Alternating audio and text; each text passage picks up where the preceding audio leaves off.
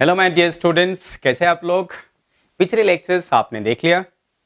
पिछले लेक्चर्स में हमने वेक्टर एडिशन के सारे रूल्स कंप्लीट कर चुके हैं। कौन से rules? Yes, triangle rule, parallelogram rule and polygon rule. Specially आपको जो ट्रायंगल रूल है और पैरेललोग्राम रूल है, इन दोनों को हमेशा ध्यान में रखना चाहिए। ठीक है, इसलिए ध्यान में रखना चाहिए कि फिजिक्स में हम जैसे जैसे आगे बढ़ेंगे तो कई सारे जगह में आपको वेक्टर एडिशन का ये रूल्स आपको हेल्प करेंगे। आप इसलिए इसको सीखें ताकि इसको आगे अप्लाई कर पाए, एप्लीकेशन के लिए आप सीख रहे हैं। ठीक है, तो फाउंडेशन कोर्स में जो भी टॉपिक आपको सिखाया जा रहा है वो एप्लीकेशन के हिसाब से इंपॉर्टेंस बहुत ज्यादा है।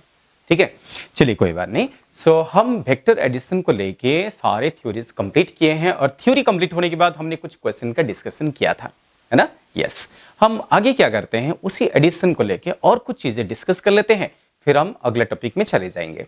सो केयरफुली ध्यान दीजिए। स्टार्टिंग में मैं आपको एक बहुत ही इंपॉर्टेंट नोट से शुरुआत करूंगा। ये काफी इंपॉर्टेंट नोट है। मैंने पिछले लेक्चर में जब आपको ये बताया था कि हम पैरेललोग्राम रूल को ऐसे एक्सप्रेस किए थे, ये है वेक्टर ए, ये कौन सा है वेक्टर बी।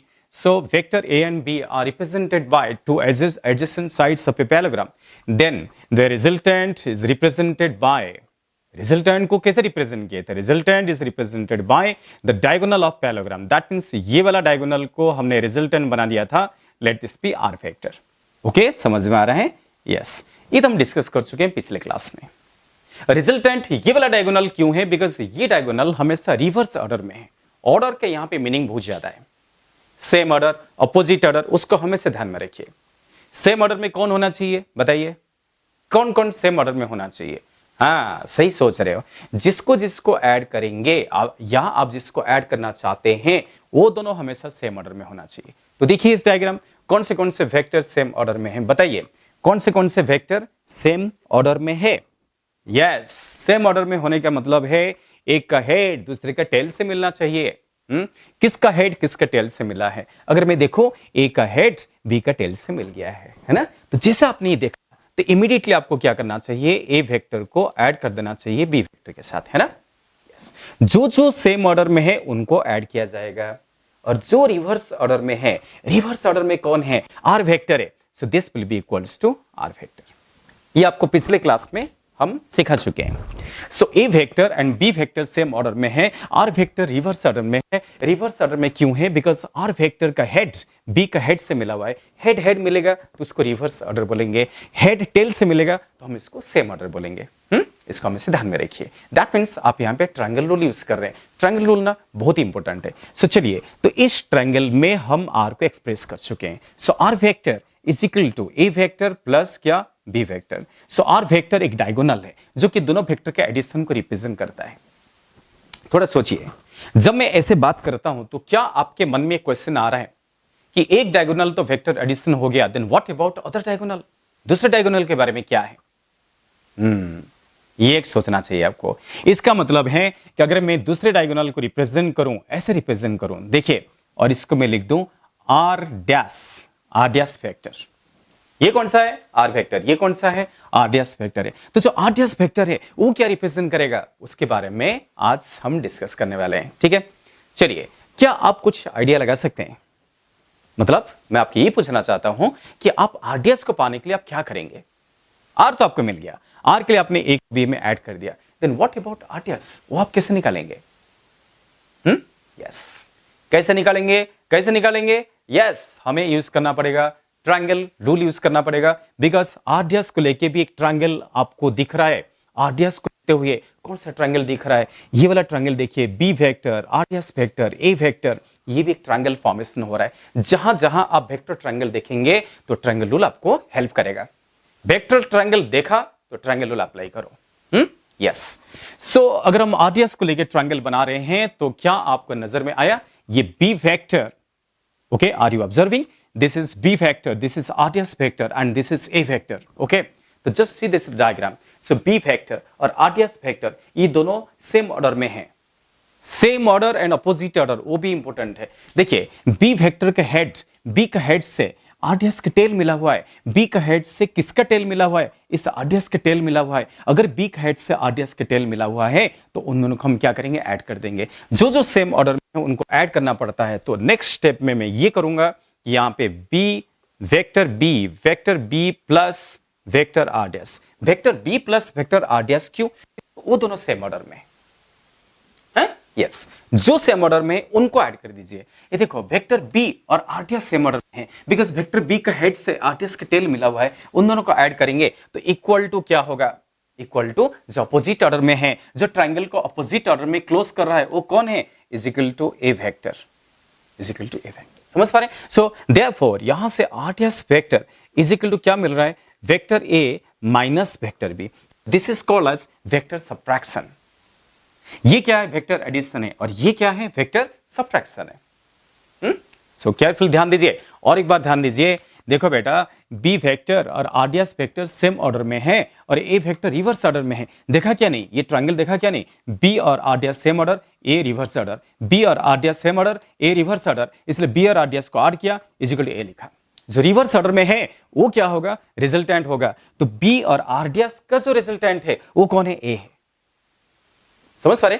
बी और आर डैश का जो रिजल्टेंट है वो ए है, तो यहां से आर डैश निकल गया। इस तरीके से आप निकाल सकते हैं। तो कंफर्म हो गया, फाइनली ये कंफर्म हुआ कि पैरेललोग्राम में एक डायगोनल वेक्टर एडिशन को रिप्रेजेंट करता है और दूसरा डायगोनल वेक्टर सब्ट्रैक्शन को रिप्रेजेंट करता है। करेक्ट? यस। सो इसको नोट डाउन कर लीजिए। सो ये अगर आपको ध्यान में आ गया है कोई बात नहीं। हमने अच्छा एंगल के बारे में सोचा होगा कि ए वेक्टर बी वेक्टर के बीच एंगल क्या लिया था? थीटा। इसको ध्यान में रखिए, ए वेक्टर और बी वेक्टर के बीच में एंगल अगर थीटा है तो लास्ट क्लास हमने आर वेक्टर का जो मैग्नीट्यूड है, आर वेक्टर का मैग्नीट्यूड जो है उसको हम ऐसा भी लिख सकते हैं। याद है आपको? ऐसा लिखो, ऐसा लिखो, कोई भी कंसेप्ट। ये जो है ये वही है। ये सिंबल का नाम क्या है? मॉडुलस है। ये ऑपरेट होने से डायरेक्शन हट जाता है, इसको हम क्या बोलते हैं? मैग्नीट्यूड बोलते हैं। इसके एक्सप्रेशन लास्ट क्लास क्या डिराइव हुआ था बताइए? Yes, A square plus B square plus 2ab cos theta और इसका अंडर रूट। ये फॉर्मूला हमेशा ध्यान में रखो। तो अगर एडिशन का ये फॉर्मूला है, एडिशन का मैग्नीट्यूड का ये फॉर्मूला है, तो सब्ट्रैक्शन का मैग्नीट्यूड का फॉर्मूला क्या है? इसको हम क्या बोलेंगे? This is called as vector subtraction. तो कहीं ना कहीं इस नोट के वजह से हम वेक्टर सब्ट्रैक्शन का भी हमें धीरे धीरे इंफॉर्मेशन मिलने लगा है। तो जैसे ये क्या है? वेक्टर एडिशन का फॉर्मूला है, ये वेक्टर एडिशन है और ये इसका एक्सप्रेशन है। ऐसा ये वेक्टर सब्ट्रैक्शन है, उसका मैग्नीट्यूड भी हम निकाल सकते हैं। कैसे आपने आर का मैग्नीट्यूड निकाला, आर मतलब इसका मैग्नीट्यूड निकाला है ना, ऐसा ही इसका भी मैग्नीट्यूड निकाल सकते हैं। निकाल सकते हैं, कैसे निकालेंगे? ठीक है, अभी उसके बारे में सोचने से पहले थोड़ा सोच लीजिए। कई बार बच्चों को लगता है कि एडिशन सब्ट्रैक्शन कुछ अलग होता है, एडिशन प्रोसेस अलग, सब्ट्रैक्शन प्रोसेस अलग। ये बात तो सही है, एडिशन सब्ट्रैक्शन प्रोसेस अलग है, बट वेक्टर में सब्ट्रैक्शन के लिए कोई स्पेशल रूल्स नहीं है। वेक्टर में सब्ट्रैक्शन के लिए कोई स्पेशल रूल्स नहीं है, होना भी नहीं चाहिए। क्यों नहीं होना चाहिए? जब हम ए वेक्टर माइनस बी वेक्टर बोलते हैं, सोचिए, जब हम ए वेक्टर माइनस बी वेक्टर बोलते हैं उसको हम ऐसे भी लिख सकते हैं ए वेक्टर प्लस प्लस क्या? माइनस बी वेक्टर, ऐसे लिख सकते हैं। बताइए, यस, इसको ऐसे लिखा जा सकता है। सो दैट मीन्स सब्ट्रैक्शन को हम एडिशन के टर्म में रिप्रेजेंट कर सकते हैं। बी वेक्टर को ए से सब्ट्रैक्ट करना और माइनस बी वेक्टर को ए के साथ ऐड करना एक ही बात है ना, एक ही बात है। बी वेक्टर को ए से सब्ट्रैक्ट करना और माइनस बी को ए के साथ ऐड करना एक ही बात है क्या? नहीं, बिल्कुल एक ही बात है। तो हम वही करेंगे। सब्ट्रैक्शन के लिए ऐसे कोई स्पेशल रूल्स नहीं है, वही रूल यूज करेंगे जो हम एडिशन के यूज कर रहे थे। तो एडिशन के रूल यूज करके ही सब्ट्रैक्शन किया जाता है, ये ध्यान में रखिए। क्या बोल रहा हूं? अच्छे से सुनो। एडिशन के जो रूल्स है, कौन सा rules? Parallelogram rule, triangle rule, ये सारे रूल्स है ना। एडिशन के जो रूल्स है वही रूल्स सब्ट्रैक्शन के लिए यूज होता है। कैसे यूज होता है? ऐसे यूज होता है कि हम यहां पे ऐड कर रहे हैं, हमको वेक्टर सब्ट्रैक्शन चाहिए, पर हम उस सब्ट्रैक्शन को पाने के लिए हम एडिशन कर रहे हैं। किसको किस में एडिशन कर रहे हैं? हम ए को माइनस बी के साथ ऐड कर रहे हैं। उस स्टेटमेंट को थोड़ा सुनो अच्छे से, मैं क्या बोल रहा हूं?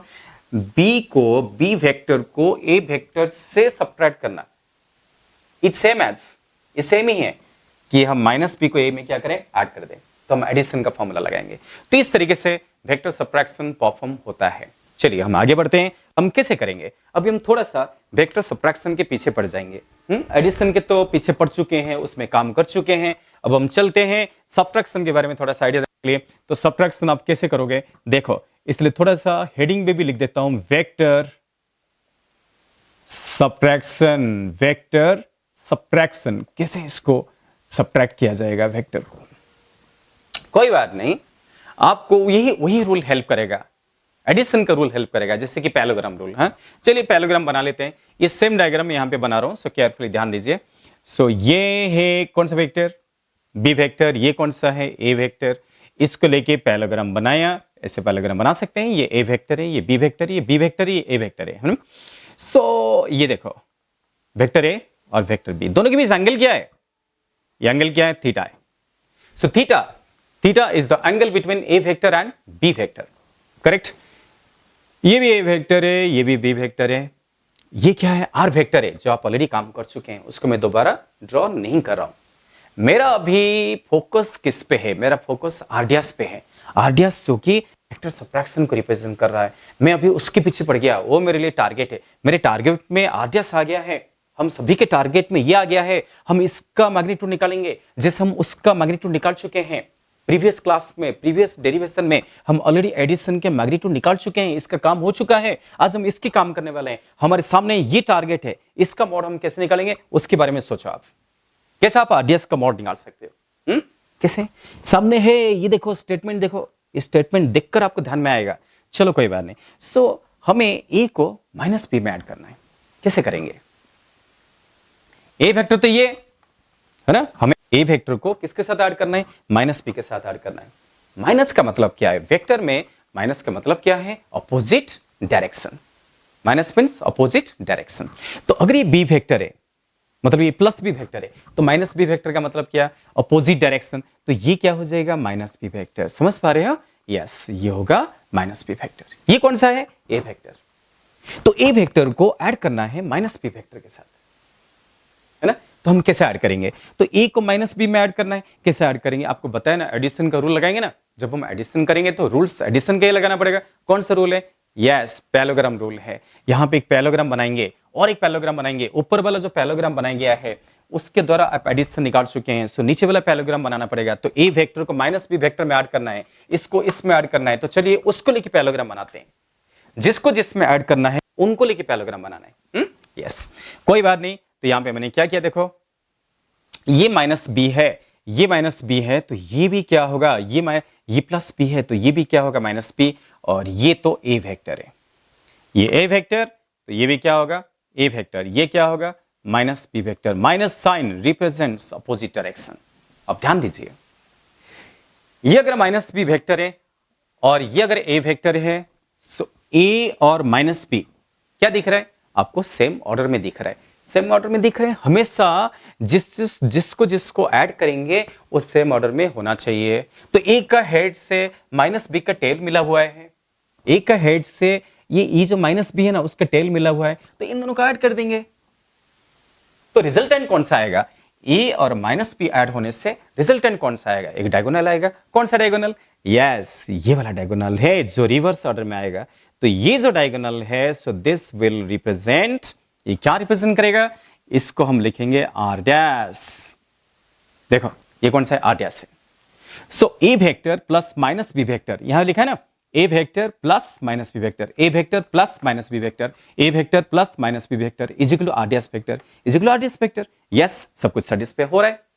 और वैसे भी आप प्रीवियस डायग्राम से कंपैरिजन कीजिए, ये वही है आर डैश, ये भी आर डैश, ये और ये सेम ही है। बस मैं इसको अलग दिखा रहा हूं। वहां पे क्या दोनों के साथ में दिखाया था, यहां पे इसको अलग दिखाया, आइडियाज को अलग दिखाया और कुछ नहीं। ठीक है, सो मैं आपको ये सिखा रहा हूं कि how we could perform vector subtraction. Vector subtraction कैसे परफॉर्म कर सकते हैं उसके लिए आपको सिखाया जा रहा है।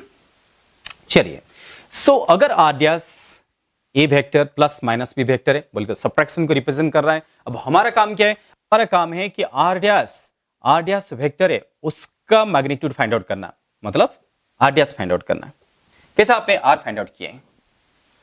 तो अगर आप पैलोग्राम रूल यूज कर रहे हैं तो पैलोग्राम रूल में जो फॉर्मूला था वो फॉर्मूला डायरेक्टली यूज कर देंगे, डायरेक्टली यूज करेंगे। पैलोग्राम रूल का फॉर्मूला क्या था? वही फॉर्मूला था कि r is equal to under root A square plus B square plus 2ab cos theta. Theta क्या है? थीटा क्या है? थीटा वो एंगल है जो दोनों वेक्टर आपस में बना रहे हैं। यहां पे हम किसको ऐड कर रहे थे? यहां पे ए को बी में ऐड कर रहे थे, तो ए और बी के बीच में जो एंगल थीटा है उसको यूज कर रहे थे। क्या आज हम ए को बी में ऐड कर रहे हैं? नहीं, अब हम ए को माइनस बी में ऐड कर रहे हैं। आप जिसको जिसके साथ ऐड कर रहे हैं उनके बीच का एंगल लेना। बात को समझिए। ये देखिए ए वेक्टर है, ये देखिए माइनस बी वेक्टर है। ए वेक्टर और माइनस बी वेक्टर के बीच में एंगल कितना है? ये देखो, ये कौन सा एंगल है? ये कौन सा एंगल है? अगर ये एंगल थीटा है, अगर ये एंगल थीटा है तो ये एंगल कितना होगा? 180 डिग्री माइनस थीटा लिख सकता हूं। ये तो आप जानते हैं, ये तो आप स्कूल में जानते हैं। ये टोटल एंगल कितना है? टोटल एंगल कितना है? 180 डिग्री है। 180 में से ये थीटा चला गया तो ये कितना हो जाएगा? 180 माइनस थीटा हो जाएगा। समझ पा रहे हो? यस। सो इसलिए हम ए को माइनस बी में ऐड कर रहे हैं तो हम उनके बीच के एंगल की यूज करेंगे, 180 माइनस थीटा यूज करेंगे। समझ पा रहे हैं? यस। तो इसलिए मुझे क्या लिखना पड़ेगा? डायरेक्ट वही फॉर्मूला यूज करूंगा, बट जो एंगल है उसको चेंज कर दूंगा। एंगल ओ नहीं लूंगा, क्योंकि मैं यहां पे थीटा क्यों लिख रहा था? बिकॉज ए और बी के बीच में एंगल थीटा था। अब मैं ए को बी में ऐड नहीं कर रहा हूं ना, अब मैं ए को माइनस बी में ऐड कर रहा हूं। ए को माइनस बी में ऐड करूंगा तो उनके बीच जो एंगल है 180 माइनस थीटा, वो मैं यहां पे पुट करूंगा, है ना? यस।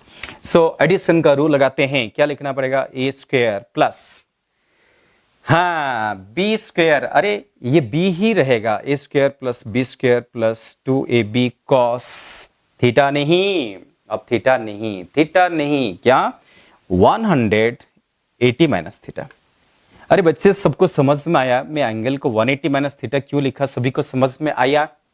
वहां थीटा लिखा, वहां पे, यहां पे 180 माइनस थीटा क्यों लिखा? कुछ रटना मत, वही फॉर्मूला रटना नहीं चाहिए। फॉर्मूला है क्या उसको समझना चाहिए, फॉर्मूला के बैकग्राउंड समझना चाहिए।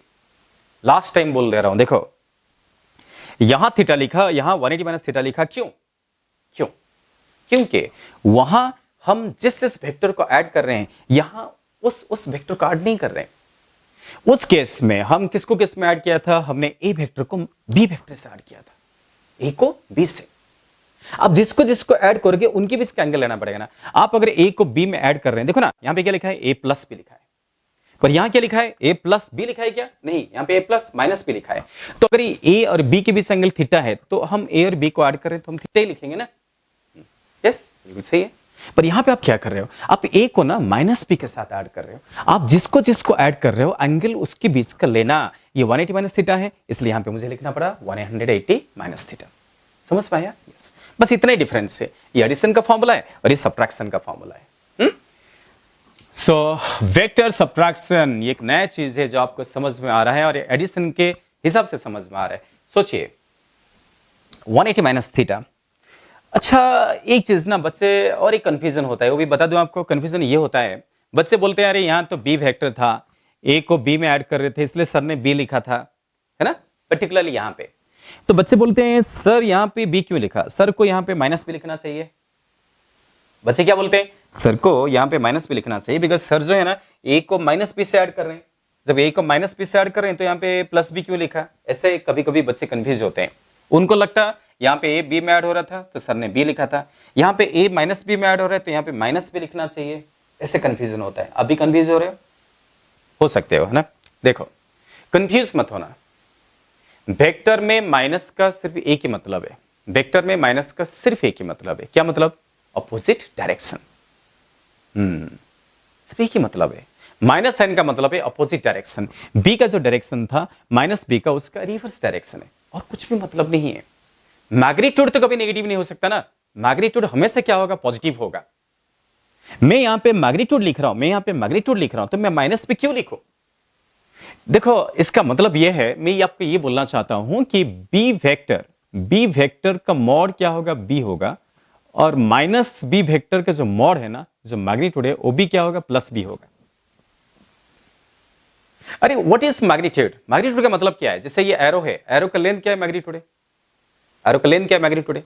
इस मार्कर को उल्टा करने से उसका लेंथ तो उतना ही रहेगा ना, समझे ना? यस। ऐसा रखूंगा जितना लेंथ है, ऐसा रखूंगा लेंथ तो उतना ही है, सिर्फ डायरेक्शन क्या होगा? उल्टा हो गया। तो मैग्नीट्यूड कभी नेगेटिव नहीं होता। आगे के लिए ध्यान में रखो, मैग्नीट्यूड कभी भी नेगेटिव नहीं होगा, हमेशा पॉजिटिव होगा। तो प्लस बी वेक्टर का मॉड भी बी है, माइनस बी वेक्टर का मॉड भी बी है, उस बात को ध्यान में रखते हुए मैंने काम किया, इसको ध्यान रखा गया।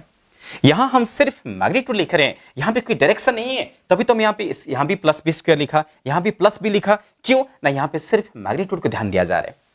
और नेगेटिव वेक्टर का जो मैग्नीट्यूड है वो भी क्या है, पॉजिटिव है। सिर्फ एक चीज देखना कि यहां थीटा है तो यहां पे 180 माइनस थीटा आना चाहिए, क्यों, उसका रीजन काफी बार बता चुका हूं, ठीक है। चलिए, अगर यहां तक आपको समझ में आया, आपको और एक छोटा चीज बताना चाहूंगा।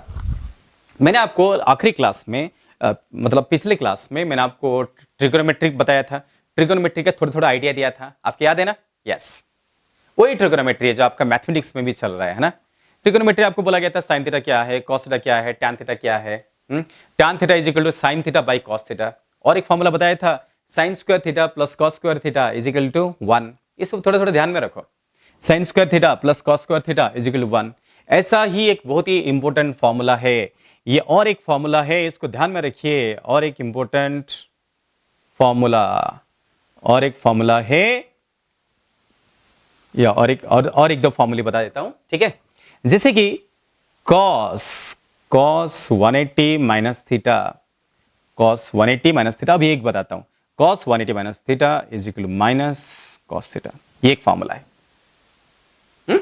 तो इसे बीच बीच पे जो फॉर्मूला बताऊंगा उसको लिखते रहना, क्योंकि ये ना आपको फिजिक्स में लगेगा, फिजिक्स में काम में आएगा। ये क्यों आया, ये आपको मैथमेटिक्स में ट्रिगोनोमेट्रिक में मालूम पड़ेगा, इसके पीछे रीजन है, हर चीज के पीछे रीजन होता है, ठीक है। अभी तो फिजिक्स में हम इसको यूज करेंगे, इसलिए आप इसको फॉर्मूला सोच के ध्यान में रखिए, है ना। क्या फॉर्मूला है, cos 180 minus theta is equal कितना, माइनस cos थीटा। आगे के लिए ध्यान में रखो, हाँ, ये आपको काम में आएगा।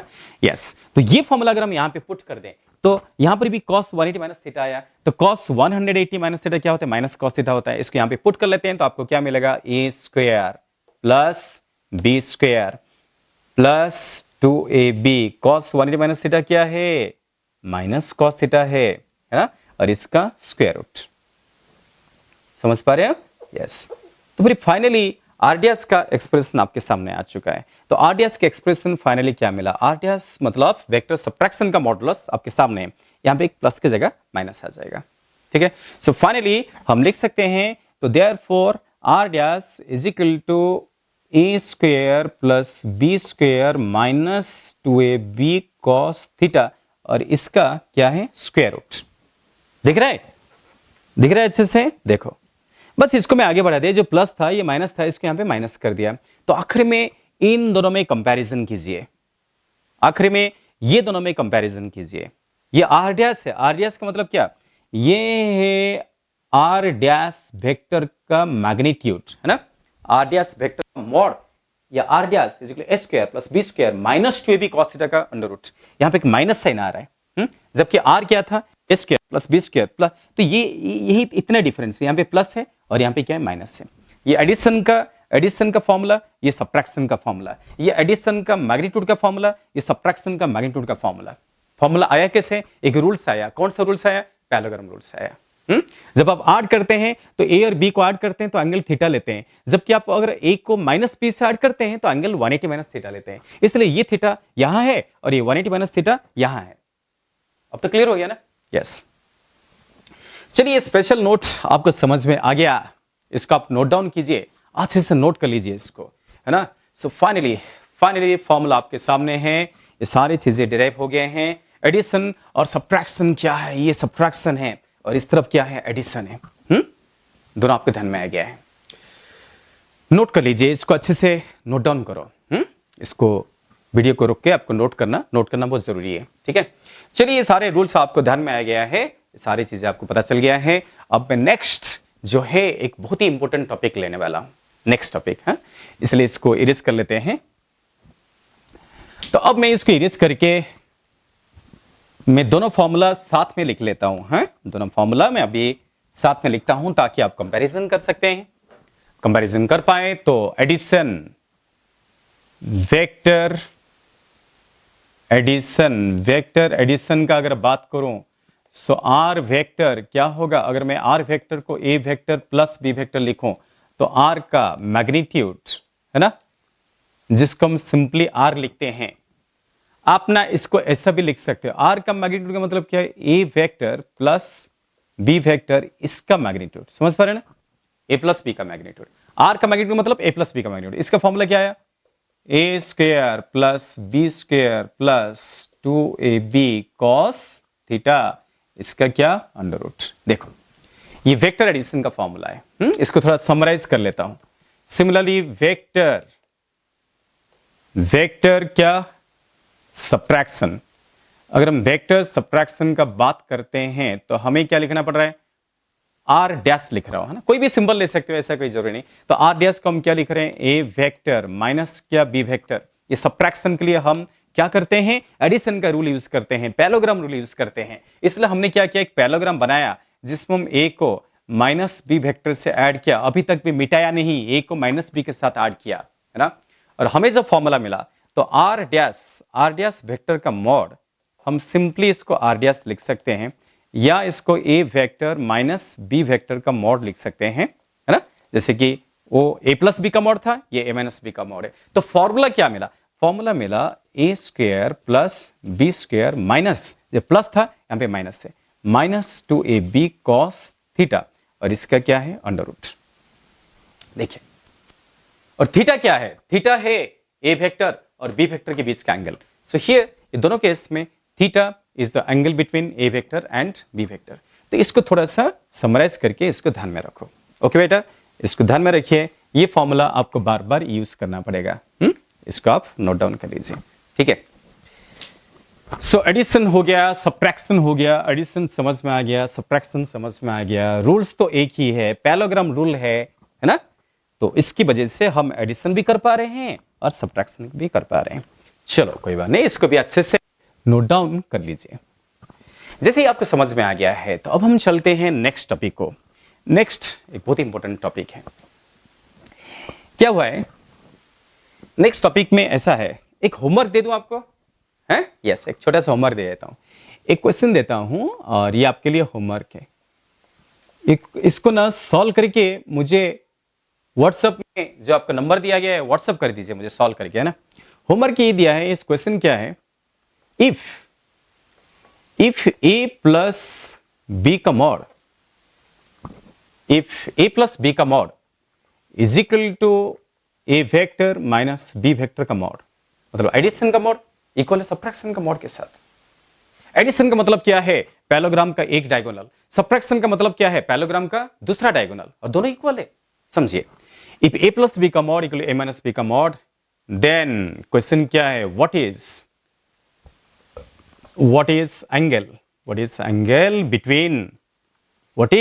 angle between vector A and vector B, ये क्वेश्चन है, ये होमवर्क है आपके लिए, आप इसको सॉल्व करके मुझे भेज दीजिए। ओके यस, तो चलेगा। ओके, ऐसा ही और एक होमवर्क आपको दे देता हूं, सेकंड होमवर्क दे रहा हूं तो और एक दे देता हूं, वो भी आप सॉल्व करके बताइए। मेरा सेकंड होमवर्क, सेकंड क्वेश्चन, ये भी आपको होमवर्क फॉर्म में दिया जा रहा है, इसको भी आप सॉल्व करके मुझे दिखा दीजिए।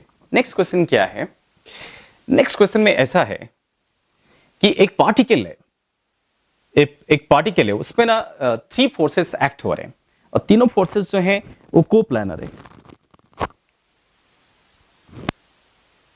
ओके, तीनों फोर्सेस जो एक्ट हो रहे हैं वो कैसा है, कोप्लानर है। समझ पा रहे हैं? तो कोप्लानर का मतलब है कि जैसे ये एक फोर्स है, एक फोर्स ऐसे एक्ट हो रहा है, और एक फोर्स ऐसे एक्ट हो रहा है, और एक फोर्स ऐसे एक्ट हो रहा है, और ये तीनों फोर्स का मैग्नीट्यूड आपको सेम दिया है। दैट मीन्स ये जो है, ये फोर्स का मैग्नीट्यूड, इसका मैग्नीट्यूड, इसका मैग्नीट्यूड सेम दिया है। तो पार्टिकल भी तीनों फोर्सेस से एक्ट हो रहे हैं, इनका मैग्नीट्यूड को हम 100 न्यूटन ले सकते हैं। ये 100 न्यूटन, ये भी 100 न्यूटन, और ये भी 100 न्यूटन, करेक्ट, ऐसे एक्ट हो रहे हैं। और ये सारे एंगल भी क्या दिया है, सेम दिया है। देखो, so that means 3 forces are acting on this particle, and ये यूनिफॉर्मली डिस्ट्रीब्यूशन दिख रहा है, एक प्लेन में है, कोप्लानर है। ये कितना होगा, 120 डिग्री, ये 120 डिग्री, और ये 120 डिग्री। ट्रिगोनोमेट्रिक टेबल आपको याद है क्या नहीं, यस, उसके यूज करना है। तो यहाँ पे आपको काम आएगा, जैसे कि cos 120 कितना है, वहां देखो cos 120 माइनस हाफ है ना, वो टेबल आप बना चुके हैं। तो क्वेश्चन ये है कि determine net force net force या resultant force, net force acting on particle, तीनों का net force that of. Okay बच्चे, तो आप इसको लिख लिए, इसको आप सॉल्व करके मुझे भेज दीजिए। हैं तो अभी दोनों क्वेश्चन को सॉल्व करो, पेज में सॉल्व कीजिए और सॉल्यूशन को व्हाट्सएप करके मुझे भेज दीजिए। फिर मैं आपको बताऊंगा कि आपका कहां पे गलत हुआ, कहां पे सही हुआ। ठीक है, चलेगा। तो ये होमवर्क देने के बाद अभी हम क्या करते हैं, अगले टॉपिक को इमीडिएटली चले जाते हैं।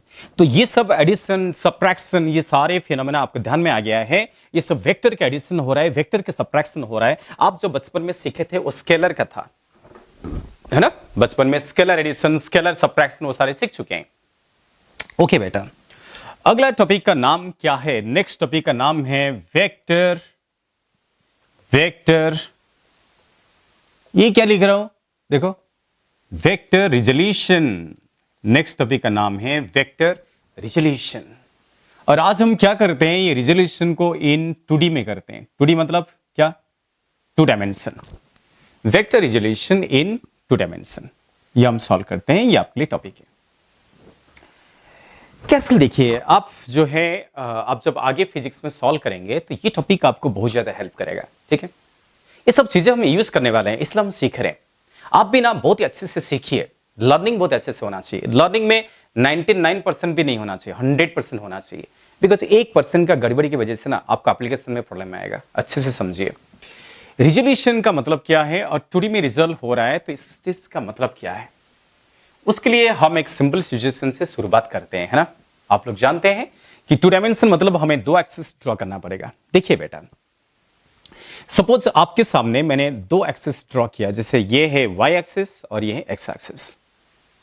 ये पहले से मैं आपको बताया था कि x y प्लेन वगैरह वगैरह ये सब चीजें मैं आपको बता चुका हूं। सो ये कौन सा, ये x एक्सिस और ये सपोज है y एक्सिस, और इस प्लेन को हम क्या बोलेंगे, x y प्लेन। एक प्लेन है ना। तो प्लेन 3D में नहीं होता, ये एक ही प्लेन है, तो ये 2 डायमेंशन में है। ठीक है ना, यस। और इस ओरिजिन के रेस्पेक्ट हम एक वेक्टर को डिफाइन कर लिए हैं। Let this vector be A vector, इसको ए वेक्टर मान लेते हैं। ध्यान दीजिए। सो आपको क्या दिख रहा है इस डायग्राम में, जो वेक्टर को रिप्रेजेंट किया गया है, आपको क्या दिख रहा है? ये वेक्टर जो है कौन से प्लेन में है? ये वेक्टर एक्स वाई प्लेन में एक्ट हो रहा है। ये किसी भी एक्सिस में एक्ट नहीं हो रहा है। देखो, मैं अगर बाजू में और एक डायग्राम ड्रॉ करता हूं, जैसे कि ये y एक्सिस, ये x एक्सिस, मैंने ना और एक वेक्टर लिया, ये वेक्टर देखो। अगर मैं ए वेक्टर को ऐसे लिखूंगा, ये कौन सा एक्सिस, x एक्सिस, ये कौन सा एक्सिस, y एक्सिस। बेटा, मैं जानबूझ कैसे लिख रहा हूं ताकि आप डिफरेंस को समझे। इसमें और ये भी देखो, आप तीनों बनाओगे तो और भी अच्छी बात है। तो ये देखो, तीनों में डिफरेंस क्या है, अपने मन में सोच रहे हो क्या? नहीं ना, खाली देख रहे हो। सोचो। मैं जो दिखा रहा हूं इसको देखकर सोचना चाहिए ना। खुद भी सोचोगे, साथ साथ मेरे साथ आपको भी सोचना चाहिए। बताओ ये तीनों में डिफरेंस क्या है, इस डायग्राम में और वो दोनों डायग्राम में डिफरेंस क्या है? आप बोलेंगे डिफरेंस तो है। क्या डिफरेंस है? कि यहां पे जो वेक्टर ए है, ये किसी भी एक्सिस के लॉन्ग एक्ट नहीं हो रहा है ना, यस। और यहां वेक्टर ए कंप्लीटली कौन सा एक्सिस में, एक्स एक्सिस में। और यहां वेक्टर ए, वही वेक्टर है, वेक्टर ए कंप्लीटली कौन सा एक्सिस में, वाई एक्सिस में। यस। रिजोल्यूशन का आइडिया कब यूज होगा? रिजोल्यूशन का आइडिया तब यूज होता है जब वेक्टर किसी भी एक्सिस में एक्ट नहीं होता। जब वेक्टर किसी भी एक्सिस में एक्ट नहीं होता। जैसे कि ये देखो, यहां रिजल्व करने का कोई जरूरत नहीं है। रिजल्व करना मतलब स्प्लिट करना। रिजल्व करना मतलब स्प्लिट करना, कंपोनेंट पे ब्रेक करना। आप समझ पा रहे हैं ना? एक्स में, वाई में, इसको ब्रेक करना, रिजल्व करना। यहां तो ये वेक्टर को अगर आप ध्यान दें, ये वेक्टर कंप्लीटली एक्स एक्सिस में, इसको आप क्या रिजल्व करोगे? ये पूरी तरफ से एक्स एक्सिस में एक्ट हो रहा है। इसका पूरा इफेक्ट जो है एक्स एक्सिस में, पूरा वैल्यूज ही एक्स एक्सिस में है। इसको हम क्या रिजल्व करें? इसको रिजल्व नहीं कर सकते। सिमिलरली यहां देखिए, यहां पूरी तरफ से वेक्टर का जो इफेक्ट है, जो वैल्यू है, कौन सा एक्सिस में, वाई एक्सिस में, उसको क्या रिजल्व करें? तो रिजल्व किसको करना पड़ेगा? इसको करना पड़ेगा ना, यस। क्यों करना पड़ेगा? Because this vector is neither acting along X axis nor acting along Y axis. ये जो वेक्टर है, ये वेक्टर अगर हम ध्यान दें कंप्लीटली इस प्लेन में, एक्स वाई प्लेन में तो है, बट ये पूरी तरफ से एक्स में भी नहीं है और पूरी तरफ से वाई में भी नहीं है। तब आपको रिजॉल्व करना पड़ेगा, तब आपको इसको ब्रेक करना पड़ेगा, कंपोनेंट पे स्प्लिट करना पड़ेगा। इस प्रोसेस को वेक्टर रिजोल्यूशन बोलते हैं, है ना। तो जब कोई वेक्टर इस प्लेन में होता है, इसका मतलब क्या है, उसका कुछ वैल्यू एक्स में है और कुछ वैल्यू वाई में है। ये दोनों एक्सेस में इसका इफेक्ट है, इसका कुछ इफेक्ट एक्स में है और कुछ इफेक्ट वाई में है, तो अभी तो बीच में एक्ट हो रहा है ना। यस। सो जैसे कि वो पप्पा मम्मी वाला कहानी याद कीजिए। आपने हाथ को ऐसे किया था, तो पप्पा भी खींच रहे, मम्मी भी खींच रहे, तो आपने बीच में चले गए। तो इफेक्ट किसका है? पप्पा का भी इफेक्ट है, मम्मी का भी इफेक्ट है, और आप बीच में चले जा रहे हैं। वो क्या है? रिजल्टेंट इफेक्ट है ना। पप्पा एक फोर्स लगा रहे, मम्मी एक फोर्स लगा रहे, दोनों फोर्स का इफेक्ट किधर है? डायगोनल, बीच में, है ना। तो आप बीच में चले जा रहे। वैसे कुछ है, इस फोर्स का या इस वेक्टर का कुछ इफेक्ट एक्स में भी है और कुछ इफेक्ट वाई में भी है। वो इफेक्ट हम कैसे डिटरमाइन करें, हम कैसे वो कंपोनेंट डिटरमाइन करें? आप आसानी से डिटरमाइन कर सकते हैं। तो कुछ नहीं है, आपको करना क्या है, मैकेनिज्म ये है। आप अगर आपको एक्स एक्सिस के लंग कंपोनेंट चाहिए, हम इसको क्या बोलेंगे? कंपोनेंट। ए वेक्टर का एक्स कंपोनेंट और ए वेक्टर का वाई कंपोनेंट। अगर आपको एक्स कंपोनेंट चाहिए तो आप क्या कीजिए, इसके टिप से, बहुत ही सिंपल काम है, इस वेक्टर का टिप से एक परपेंडिकुलर ड्रॉप कर दिया। देखो अच्छे से देखो, परपेंडिकुलर ड्रॉप किया। ड्रॉ करने के बाद ओरिजिन से लेके यहां तक जो आपको वैल्यूज दिख रहा है, ये जो वैल्यू दिख रहा है, ये है इस वेक्टर का इफेक्ट अलोंग एक्स एक्सिस, या इस वेक्टर का कंपोनेंट अलोंग एक्स एक्सिस। ऐसे कुछ हुआ नहीं हो सकता। तो इसका नाम इसलिए मैंने क्या किया, ए एक्स वेक्टर दे दिया। ए एक्स वेक्टर दे दिया क्योंकि एक्स एक्सिस में। सिमिलरली वाई एक्सिस के लिए क्या करूंगा, उसके टिप से वाई एक्सिस के ऊपर परपेंडिकुलर ड्रॉप कर देंगे। तो ये जो वैल्यूज आया, इसको क्या लिखना पड़ेगा? यस, ए वाई वेक्टर। ये क्या है? वाई कंपोनेंट है। दैट मींस ए वेक्टर का एक एक्स कंपोनेंट आ गया और एक वाई कंपोनेंट आ गया। So this is called as vector resolution. या नहीं हो सकता, यहां पूरा पूरा वेक्टर ही एक्स एक्सिस में है और यहां पूरा पूरा वेक्टर ही वाई एक्सिस में। उसको और क्या रिजल्व करेंगे? नहीं, उसका रिजल्व नहीं करेंगे। चलिए कोई बात नहीं। तो अगर ये एक्स वेक्टर है तो पैरेललोग्राम तो कंप्लीट हो गया।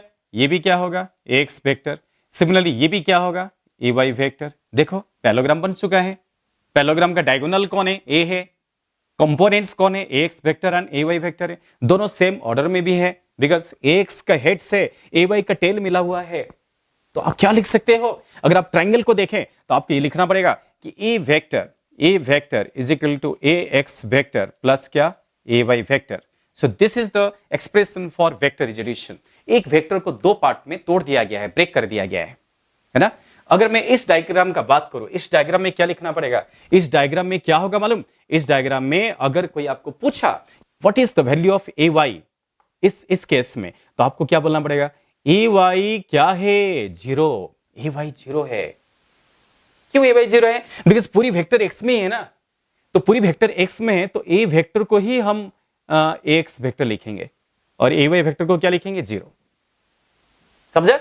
यस। पूरी तरफ से वेक्टर का इफेक्ट एक्स एक्सिस में, वाई में कोई इफेक्ट नहीं है, तो ए वाई क्या होगा? जीरो होगा। उसी प्रकार से यहां पे क्या लिखना पड़ेगा? यहां पे लिखना पड़ेगा कि ए एक्स वेक्टर, ए एक्स है नहीं, ए एक्स वेक्टर क्या होगा? जीरो। बिकॉज पूरी तरफ से वेक्टर कौन सा एक्सिस में? वाई एक्सिस में। और जो ए वेक्टर है वही बन गया ए वाई वेक्टर, है ना। यस। तो यहां पे ए एक्स जीरो और यहां पे ए वाई जीरो, पर यहां पे दोनों नॉन जीरो है, दोनों ही एग्जिस्ट करेंगे। तो तीनों डायग्राम पैरेलली कंपैरेटिवली मैं आपको समझा रहा हूं आपके अंडरस्टैंडिंग के लिए। इसको तीनों को कंपैरिजन कीजिए। देखो तीनों को कंपैरिजन करो। यहां पे ए एक्स भी है, ए वाई भी है। यहां पे ए वाई जीरो है क्योंकि पूरा वेक्टर ही एक्स एक्सिस में। यहां पे ए एक्स जीरो है बिकॉज पूरा वेक्टर ही कौन सा एक्सिस में? वाई एक्सिस में। वो आपके ध्यान में आना चाहिए। समझे? यस। चलो एक स्टेप में अगर ये आपको समझ में आ गया तो अगला स्टेप में बताओ कि एक्स एक्सिस का डायरेक्शन को मैंने कौन सा कैप लिखा था? आई कैप। और वाई एक्सिस का डायरेक्शन को क्या लिखा था? जे कैप। याद है क्या? नहीं। आई कैप क्या है, जे कैप क्या है? ये सब यूनिट वेक्टर है, ये सिर्फ डायरेक्शन को रिप्रेजेंट करते हैं। इनका मैग्नीट्यूड कितना होता है? 1 होता है। याद है ना? नहीं। इसलिए इनका नाम क्या है? Unit vector. ये एक्स एक्सिस में यूनिट वेक्टर और ये वाई एक्सिस में यूनिट वेक्टर है। चलो इसको यूज करते हैं। कैसे यूज करेंगे? ये जो एक्स वेक्टर लिखा है, ये जो ए एक्स वेक्टर लिखा है, इसको मैं अभी ब्रेक करके लिखूंगा। इसको ऐसे लिखूंगा, ax वेक्टर का मैग्नीट्यूड, देखो ax, मैंने ये जो एरो था इसके ऊपर एरो नहीं दिया तो ये क्या हो गया, मैग्नीट्यूड हो गया। तो डायरेक्शन को कैसे लिखूं, क्या डायरेक्शन को आई कैप लिख सकता हूं? यस, हम लिख सकते हैं। ये हो गया है मैग्नीट्यूड और ये हो गया है डायरेक्शन। मैग्नीट्यूड अलग लिख रहा हूं, डायरेक्शन अलग लिख रहा हूं, दोनों मिल गए ना, तो क्या बन गया, एक्स वेक्टर बन गया। उसी प्रकार से ए वाई को क्या लिखेंगे, मैग्नीट्यूड क्या है ए वाई और डायरेक्शन क्या है जे कैप, तो मैग्नीट्यूड डायरेक्शन क्या बन गया, ए वाई वेक्टर। तो ये एक अलग सा रिप्रेजेंटेशन आपके सामने है। तो टूडी में ए वेक्टर को आप ऐसे लिख रहे हैं, ए एक्स आई क्या प्लस ए वाई क्या जे क्या। यस। फिर उसके बाद अगर आपको ए वेक्टर का मैग्नीट्यूड चाहिए, ए वेक्टर का मैग्नीट्यूड चाहिए, मतलब ये पूरा वेक्टर का मैग्नीट्यूड चाहिए, तो आप क्या करेंगे, क्या करोगे आप, under root A x square plus A Y square लिख सकते हैं। यस, आप ऐसे लिख सकते हो। हम कौन सा थ्योरम यूज कर रहे हैं, हम यहां पे पाइथागोरस थ्योरम यूज कर रहे हैं। पाइथागोरस थ्योरम क्या है, क्या है पाइथागोरस थ्योरम, हाइपोटेनस का square is equal two adjacent का स्क्वायर प्लस अपोजिट का स्क्वायर। तो इसका स्क्वायर ऐसा, ए का मॉड का स्क्वायर मतलब ए का मैग्नीट्यूड का square is equal to X का मैग्नीट्यूड का स्क्वायर प्लस ए वाई का मॉड का स्क्वायर। डायरेक्ट हम यहाँ पे राइट एंगल ट्रायंगल में पाइथागोरस थ्योरम यूज कर रहे हैं। तो यहां से ए वेक्टर का मॉड भी आ गया, ए वेक्टर का मॉड कितना आया, under root X square plus A Y square. ये जो कुछ भी बता रहा हूं ये सारे आपके लिए वैल्यूएबल है। फाउंडेशन कोर्स के हिसाब से इसकी इंपॉर्टेंस बहुत ही ज्यादा है, ठीक है। मोस्टली स्कूल में ये चैप्टर्स आपको नहीं पढ़ाया जाएगा, ये फाउंडेशन कोर्स के हिसाब से इसकी इंपॉर्टेंस बहुत ज्यादा है। तो ध्यान दीजिए, ये देखो आपने इस साइड का लेंथ भी निकाला, मैग्नीट्यूड का मतलब क्या है, एरो का लेंथ, इसका लेंथ कितना, इसका स्क्वायर प्लस इसका स्क्वायर, डायरेक्ट पाइथागोरस थ्योरम से ये आ गया। तो ये सारे फॉर्मूला ध्यान में रखो, इसको भी ध्यान में रखना, इसको भी ध्यान में रखना, ये सब हम एप्लीकेशन करने वाले हैं, समझ पाए। So this is called as vector resolution in 2 dimension, ठीक है। चलिए आखिरी में हम और एक चीज भी यहां पे डिस्कस करना चाहेंगे, और एक चीज क्या है, इसको इस साइड लिख लेता हूं। देखो बेटा, मैं एक काम करता हूं कि इस एंगल को थीटा ले लेता हूं। थीटा, थीटा क्या एंगल है, कौन सा एंगल है, जो ए वेक्टर एक्स एक्सिस के साथ बना रहे वो कौन है, थीटा है। अपने मन से कुछ भी ले लो, कोई थीटा लेगा, थीटा अल्फा बीटा गामा ईटा कुछ भी ले सकते हैं ना, वो तो सिंबल ही है ना। कोई बोलेगा नहीं मैं थीटा नहीं लूंगा फाई लूंगा, तो कोई बात नहीं फाई ले लो, उसमें क्या है, इस सिंबल का नाम क्या है, फाई। वो थीटा है तो ये क्या है, फाई है। एक बात देखिए, ये जो राइट एंगल ट्रायंगल दिख रहा है ना, उस राइट एंगल ट्रायंगल में cos फाई को मैं क्या लिखना चाहूंगा, cos phi. cos phi, cos क्या है, व्हाट इज cos, आपने पढ़ा ना, sin theta, cos theta, tan theta, वो थीटा लिख रहा था, मैं थीटा को यहां पे क्या लिख रहा हूं, फाई लिख रहा हूं। cos फाई, cos फाई, इसको हम क्या बोलते हैं, फाई बोलते हैं इस सिंबल को, हाँ ठीक है। सो cos फाई का क्या फॉर्मूला है, cos का मतलब क्या है, एडजेसेंट बाय क्या, हाइपोटेनस। सो cos फाई एडजेसेंट कौन है, ये है, तो क्या मैं लिखूंगा x बाय a लिख सकता हूं, यस। cos का मतलब है एडजेसेंट बाय हाइपोटेनस। मैं यहां पे एरो हेड नहीं दे रहा हूं बिकॉज हमें सिर्फ मैग्नीट्यूड चाहिए, हम सिर्फ लेंथ लिख रहे हैं ना, तो x का मैग्नीट्यूड बाय a का मैग्नीट्यूड, एरो मत देना। सो cos फाई अगर x बाय a हुआ तो यहां पे ax कितना मिलेगा, so therefore ax is equal to a cos phi. ये देखो, तो मैंने यहां पे क्रॉस मल्टीप्लाई किया तो ax is equal to cross multiplication a cos phi. इसका मतलब क्या है, जो ax वेक्टर था ना, जो ax वेक्टर था उसका जो मैग्नीट्यूड है उसको हम क्या लिख रहे हैं, ax, और वो कितना मिला, a cos फाई। खाली x का मतलब क्या है कि इस साइड का इस वेक्टर का मैग्नीट्यूड, समझ पा रहे हो, यस। उसी प्रकार से जैसे आपने cos का हेल्प लिया वैसे आप sin का हेल्प ले सकते हैं। sin फाई क्या होता है, sin का मतलब क्या है, sin का मतलब है अपोजिट बाय हाइपोटेनस। तो अपोजिट साइड कौन सा है, ए वाई है ना, और हाइपोटेनस क्या है, ए है। हम सिर्फ लेंथ लिख रहे हैं, डायरेक्शन को नहीं लिख रहे हैं, डायरेक्शन को नहीं लिखा जाता है। तो यहां पे क्या होगा, ए वाई वेक्टर का मैग्नीट्यूड कितना आएगा, ए साइन फाई। दैट मींस एक cos फाई में आया और एक साइन फाई में आ रहा है। ए वाई का मतलब क्या है, जो ए वाई वेक्टर मैंने जिसको बनाया था, ए वाई वेक्टर, उसका जो मॉड है ना, उसका जो मैग्नीट्यूड है वो ए वाई है, और वो कितना मिला, ए साइन फाई, ठीक है। देखिए, तो इस चीज को भी ध्यान में रखिए, इसको भी ध्यान में रखिए। आप कॉस फंक्शन और साइन फंक्शन लेके अभी दोनों साइड को भी निकाल सकते हैं। ये सारी चीजें आपको हेल्पफुल होगा। सो इसका मतलब क्या है, आपको फाइनली एक बात तो समझना चाहिए, एक बात को अच्छे से समझिए, क्या है ये बात को समझ में आ रहा है। ये देखो, ये जो एंगल का एडजेसेंट साइड है ना, एंगल का जो एडजेसेंट है उसका मैग्नीट्यूड कितना मिला, ये cos फाइ। और एंगल का जो ऑपोजिट है उसका मैग्नीट्यूड कितना मिला, ये sin फाइ। देखो, तो काफी कुछ इस डायग्राम में आपको समझने को मिल रहा है ना। तो एंगल का एडजेसेंट कॉस में, एंगल का अपोजिट साइन में, इसको आप ध्यान में रखो। एंगल का एडजेसेंट कॉस में और अपोजिट किस में, साइन में, उसको ध्यान में रखिए। चलिए, सब कुछ आपको बेटा समझ में आ गया। So all these are the representation of vector resolution two dimension में, है ना। तो कैसे हमने वेक्टर को रिजोल्व किया, इसको अच्छे से नोट डाउन कर लीजिए, फिर मैं इसका आगे का एप्लीकेशंस बताऊंगा। सो क्या हुआ कि कोई भी वेक्टर को रिजोल्व कब करते हैं, जब ना एक्स एक्सिस में होता है ना वाई एक्सिस में होता है, दोनों एक्सिस में उसका कुछ ना कुछ वैल्यू है ना। अगर कंप्लीटली एक्स में है या कंप्लीटली वाई में है, उसको रिजोल्व करने का जरूरत नहीं है, समझ पा रहे ना। तो इसको रिजोल्व किया, X vector A Y vector उनको ऐड किया, इनको ऐसा एक्सप्रेस किया, एक्स वेक्टर को एक्स इंटू आई कैप लिखा, ए वाई वेक्टर को A Y into J cap लिखा। आई कैप जे कैप क्या है, उनका डायरेक्शन है। उसके तो पाइथागोरस थ्योरम लगाया, उसका मॉड आ गया। मॉड कैसे आ रहा है कि आई कैप का जो कोफिशिएंट देखा आपने, आई कैप का कोफिशिएंट एक्स, जे कैप का कोफिशिएंट ए वाई, वो कोफिशिएंट को स्क्वायरिंग करो, ऐड करो, रूट ले लो, उसका मॉड आ गया।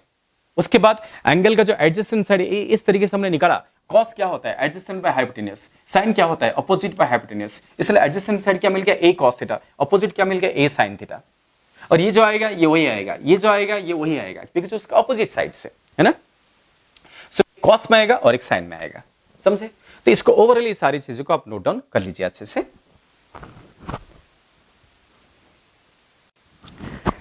चलिए, अगर आपको समझ में आ गया तो बहुत ही अच्छी बात है। इसमें अगर थोड़ा सा भी डाउट है, आपके सारे डिस्क्रिप्शन में जिसको भी थोड़ा थोड़ा डाउट है, अगर आपको डाउट आया तो फिर आप जरूर मुझे फोन कीजिए, मुझे फोन करके पूछ सकते हैं और व्हाट्सएप करके भी पूछ सकते हैं। ओके, आपके डाउट आपको यूं ही क्लियर हो जाएगा। डाउट पूछने में हिचकिचाहट मत करना, ठीक है। जिसको भी डाउट आया उसको मुझे पूछना चाहिए। जब तक समझा नहीं तब तक इसको लिखना मत। मैं बोला था कि ये सारी चीजें नोटबुक में लिखने के लिए बताया गया था, बट नोटबुक में क्या लिखना, आप बोलेगे सर बोले तो लिखना है तो लिख लेंगे, ऐसा नहीं है। जो समझ में आया वो लिखना है। मैं आपको क्या बोला, पहले समझो और बाद में नोट डाउन करो, ठीक है। जब तक समझा नहीं तब तक क्यों लिखेंगे, पहले हम समझेंगे उसके बाद इसको नोटबुक में लिखेंगे। ओके, चलेगा, कोई बात नहीं। अभी अगर आपके समझ में आ गया है, एक छोटा सा क्वेश्चन दे दो। इस रिजोल्यूशन को बेस करके फिजिक्स में कैसे वेक्टर रिजोल्यूशन का आइडिया यूज होता है, उसके लिए एक छोटा सा क्वेश्चन ले लेना चाहता हूं। ओके बेटा। सो आखिरी में प्रॉब्लम सॉल्व करेंगे जिसमें ये वेक्टर रिजोल्यूशन 2D में अप्लाई होगा। ओके, चलिए कोई बात नहीं। सोचो, क्रिकेट खेलना आता है क्या नहीं आप लोगों को? यस, क्रिकेट खेलना आता है ना। मजा लगता है क्रिकेट खेलने को। यस, खेल खेल में ही फिजिक्स है। क्रिकेट खेलो, वॉलीबॉल खेलो, बास्केटबॉल खेलो, है ना, फुटबॉल खेलो, सब खेल में, सभी खेलों में फिजिक्स है। खेल का मतलब क्या है, फिजिक्स का एक एक एक्सपेरिमेंट है। खेलना बोले तो फिजिकल सिचुएशन है ना। तो ऐसा ही एक बार मान लेते हैं आप खेल रहे थे, आप खेल रहे थे और क्या हुआ कि एक बॉल आया और आपने बैट को घुमाया, है ना। बॉल आया और बैट को घुमा लिया आपने। जब बैट को घुमाया तो बॉल भाग गया, है ना। उस भागता हुआ बॉल को लेके हम एक फिजिक्स के प्रॉब्लम्स बना चुके हैं। आप क्रिकेट ग्राउंड में हैं और क्रिकेट ग्राउंड में आपने बॉल को हिट किया और आपने एक सिक्सर लगाया, दैट मींस बॉल ऐसे चला गया। देखो, आपने हिट किया तो बॉल इस पाथ में गया, ये कोई स्ट्रेट पाथ नहीं है ना। अब आपको सोचना चाहिए कि बॉल का पाथ ऐसे कौन कराया, किसकी वजह से ऐसे पाथ हुआ, who is responsible for this type of trajectory या दिस टाइप ऑफ पाथ। वो तो अलग बात है, हम बाद में इसके बारे में सोचेंगे। अब आपको जो इंफॉर्मेशन दिया है, इंफॉर्मेशन के हिसाब से ये क्रिकेट बॉल है जिसको आपने भगाया, है ना, आपने सिक्सर लगाया। तो चलिए, आपको इंफॉर्मेशन जो है हम इसको प्रॉब्लम बना चुके हैं फिजिक्स में। खेल खेल में फिजिक्स है। ये हो गया वाई एक्सिस, ये क्या है एक्स एक्सिस। ओके, ये हो गया एक्स एक्सिस। जितने भी खेल खेले हो बचपन में ना, वो सबके सब आपके फिजिक्स के एक एक प्रॉब्लम से बढ़िया प्रॉब्लम सब बना सकते हैं ना। आपने बॉल को जब हिट किया, बॉल को हिट किया ना, तो कितना स्पीड से हिट किया वो आपको दिया है। आपको दिया है कि आपने बॉल को 50 मीटर पर सेकेंड स्पीड से हिट किया। मतलब आपका जो वेलोसिटी है, जो स्पीड है, वो कितना है 50 मीटर पर सेकेंड। और ये जो एंगल दिया है, आपने क्या किया, एक्स एक्सिस के साथ बॉल को जो हिट किया ना, आपने 60 डिग्री में हिट किया, 60 डिग्री में हिट किया। चलिए, रिजोल्यूशन के हिसाब से एक्स एक्सिस का मतलब क्या है, आई कैप, और वाई एक्सिस का मतलब क्या है, जे कैप। डायरेक्शन तो पता ही आपको है ना। कोई बात नहीं। सो क्वेश्चन क्या है, क्वेश्चन ये है कि बॉल का जो इनिशियल वेलोसिटी है, this is the initial velocity of ball. अब बोलेगा अरे इनिशियल वेलोसिटी यू लिखते हैं, चलो कोई बात नहीं, यू लिख लेते हैं, है ना। सो क्वेश्चन ये है कि रिप्रेजेंट, आपको रिप्रेजेंट करना है, रिप्रेजेंट क्या, initial velocity, represent initial velocity of ball, represent initial velocity of ball in vector form. Vector form में रिप्रेजेंट करना मतलब आई कैप, जे कैप, उसके फॉर्म में रिप्रेजेंट करना। तो आप कैसे रिप्रेजेंट करेंगे? यस तो इस प्रकार के सिचुएशन में आपको वेक्टर रिजोल्यूशन इन 2D के काम आएंगे। रिजॉल्व करना पड़ेगा ना, रिजॉल्व नहीं करेंगे तो आप कैसे रिप्रेजेंट करेंगे? और आज मैंने आपको क्या बताया, जब हम रिजॉल्व करते हैं, जब हम रिजोल्यूशन करते हैं, रिजॉल्व करना मतलब ट्रायंगल बनाना। ये काम बहुत ही सिंपल है, आप ट्रायंगल बना रहे हैं, है ना। तो मैं जो कुछ काम किया था उसको यहां पे हम रिप्रेजेंट कर सकते हैं। कैसे रिप्रेजेंट करेंगे? हम ट्रायंगल कैसे बनाएंगे? ये देखो, ये आपका इनिशियल वेलोसिटी है, so this is the initial velocity. मैं इसको क्या लिख रहा हूं, ये लिख रहा हूं। इसका मैग्नीट्यूड कितना दिया है? 50 दिया है। 50 क्या है? इनिशियल वेलोसिटी का मैग्नीट्यूड है। देखा आपने? ये देखो, हम इस वेक्टर का टिप से जब परपेंडिकुलर ड्रॉप करेंगे, सभी काम वैसे ही है, काम तो वैसे ही हो रहा है। टिप से परपेंडिकुलर ड्रॉप करेंगे तो एक्स एक्सिस में कौन सा वैल्यू आएगा? ये आएगा एक्स एक्सिस में। ये कौन सा आएगा? वाई एक्सिस में आएगा। इसको आप क्या लिख सकते हैं? यू एक्स, और इसको आप क्या लिख सकते हो? U Y. समझ में आ रहा है? बिल्कुल सही है। यू को ब्रेक किया गया, X component and Y component, ठीक है। सोचिए, ये भी यू वाई होगा, ये भी यू वाई होगा, ये यू एक्स है तो ये भी क्या होगा? यू एक्स होगा। पैरेललोग्राम तो बना ही गया है। और ये जो वेक्टर है, ये कौन सा है? यू है। यस, यू वेक्टर है, यू वेक्टर है। सब कुछ दिख रहा है आपको? यस। तो अगर ये यू वाई है तो ये भी क्या होगा? यू वाई होगा। अपोजिट साइड ये भी क्या होगा? यू एक्स होगा। सब कुछ आपको ऐसे दे दिया गया है। और यू इज इनिशियल वेलोसिटी, और इनिशियल वेलोसिटी को यहां लिख चुका हूं। आपको गिवन है कि initial velocity is equal to 50 metre per second. चलिए कोई बात नहीं। अभी अभी मैंने आपको क्या बताया कि एंगल का एडजेसेंट साइड और अपोजिट साइड बोला था ना। यस, वही काम है। सो थीटा यहां पे दिया है 60 डिग्री। क्या यू एक्स को हम यू कॉस थीटा लिख सकते हैं? यस, बिल्कुल लिख सकते हैं। कॉस किस तरफ लिखते हैं? एंगल का एडजेसेंट साइड को कॉस लिखते हैं, है ना, और अपोजिट साइड को साइन लिखते हैं। तो ई वाई को हम क्या लिख सकते हैं? यू साइन 60 या theta, you cos theta, you sine theta. मतलब ये जो यू है ये कितना होगा? You sine theta. तो एंगल का एडजेसेंट, एंगल का एडजेसेंट क्या है? कॉस। एंगल का अपोजिट क्या है? साइन। समझ पा रहे हो? समझ पा रहे हैं ना? आप पिछले को कंपैरिजन कीजिए। तो यू एक्स मिल गया, यू वाई मिल गया, यू कॉस थीटा और यू साइन थीटा। थीटा कितना है? 60 डिग्री है। तो फिर आप वैल्यूज पुट कर लीजिए। यू कॉस थीटा, यू कितना दिया है? 50 दिया है। सो 50 कॉस 60, 50 कॉस 60। कॉस 60 कितना है? वो टेबल देखिए, ट्रिगोनोमेट्रिक टेबल देखो। सो 50 कॉस 60 हाफ होता है। कॉस 60 हाफ होता है, तो ये कितना हो गया? 25। तो इस वेक्टर का एक्स एक्सिस के लंग जो कंपोनेंट है वो कितना है? 25 मीटर पर सेकेंड है। कितना? 25 metre per second. Similarly Y axis में, वाई एक्सिस में जो यू वाई है वो कितना होगा? यू का मतलब कितना है? 50 इंटू साइन 60। यस, टेबल देखो, टेबल में साइन 60 कितना है? देखो 50 इंटू साइन 60 होता है √3/2। टेबल में देख लीजिए, तो ये कितना मिलेगा? 25 √3।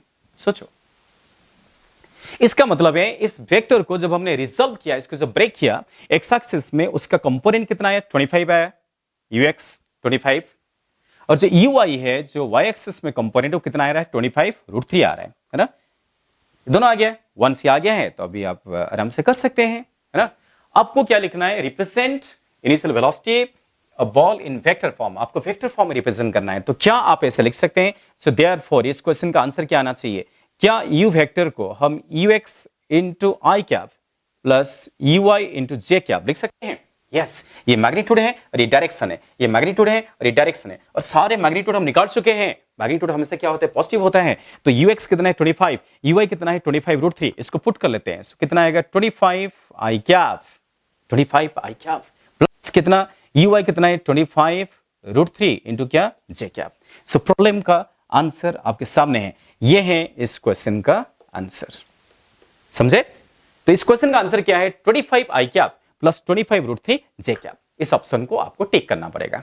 अगर ये ऑब्जेक्टिव क्वेश्चन में आया ना, A option, B option, C option, D option, कोई तो एक ऑप्शन ये दिया होगा, आप इसको टिक कर लीजिए, आपका आंसर करेक्ट हो जाएगा। सो काम बहुत ही सिंपल है। तो रिजोल्यूशन अगर आप नहीं सीखोगे तो आप ऐसे प्रॉब्लम कैसे सॉल्व कर पाएंगे, है ना। जैसे कि आप आगे जैसे कोई बच्चा जो है ना, वो जे का तैयारी करना चाहता है, नीट का तैयारी करना चाहता है, जो भी आप तैयारी करना चाहते हैं ना, तो सभी के लिए ना इसका काफी यूजफुल होगा। ये वेक्टर चैप्टर आपके स्कूल में नहीं है, बट फाउंडेशन कोर्स के हिसाब से इसकी इंपॉर्टेंस बहुत ज्यादा है। ठीक है, आपको अगर सब्जेक्ट को डेप्थ में पढ़ना है, डेप्थ अंडरस्टैंडिंग के लिए ये सारी चीजों का रिक्वायरमेंट है। समझ में आया। तो वेक्टर रिजोल्यूशन हो रहा था यहां पर भी, क्रिकेट मैदान में, क्रिकेट ग्राउंड में आपने बॉल को हिट किया, सिक्सर लगाया, ये जो कुछ है, तो उसको लेकर हमने एक प्रॉब्लम बना चुके हैं। इसलिए मैंने आपको बोला खेल खेल में फिजिक्स है। यस, तो आज से सोचना शुरू कर दो। जब आप कैरम खेल रहे हैं, कैरम खेलते टाइम कौन सा फिजिक्स यूज हो रहा है, क्रिकेट खेलते टाइम कौन सा फिजिक्स यूज हो रहा है, फुटबॉल खेलते टाइम कौन सा फिजिक्स यूज हो रहा है, वो सोचना चालू कर दीजिए। वैसे तो घर में बैठे हो, घर में बैठे बैठे ऐसा सोच सकते हो, है ना। यस, चलिए कोई बात नहीं, होपफुली आपको समझ में आ गया होगा। अगर ये प्रॉब्लम समझ में नहीं आया तो डेफिनेटली मुझे कॉन्टैक्ट कीजिए, पूछिए, है ना। मैं बार बार क्यों बोल रहा हूँ, बिकॉज आप छोटे छोटे बच्चे हैं तो आपको प्रॉब्लम आने का चांसेस रहता है ना। तो बेफिक्र होकर हमें इंटरेक्ट कीजिए। चलिए कोई बात नहीं, ओवरऑल हम ध्यान दें तो ये क्या है, यू वेक्टर है। यू वेक्टर को दो पार्ट में स्प्लिट किया गया, एंगल का एडजेसेंट कॉस हो गया, एंगल का अपोजिट साइन हो गया है। बस इस चीज को ध्यान में रखते हुए हमने इसको रिजोल्व किया। इसको हमने आई क्या बना दिया, इसको जे क्या बना दिया। तो you x I cap, you I J cap, ये बन गया यू वेक्टर। बस काम खत्म। चलिए ओके बच्चे, आज के क्लास यहीं पे कंप्लीट करते हैं। सो अभी नेक्स्ट क्लास मुलाकात होगी।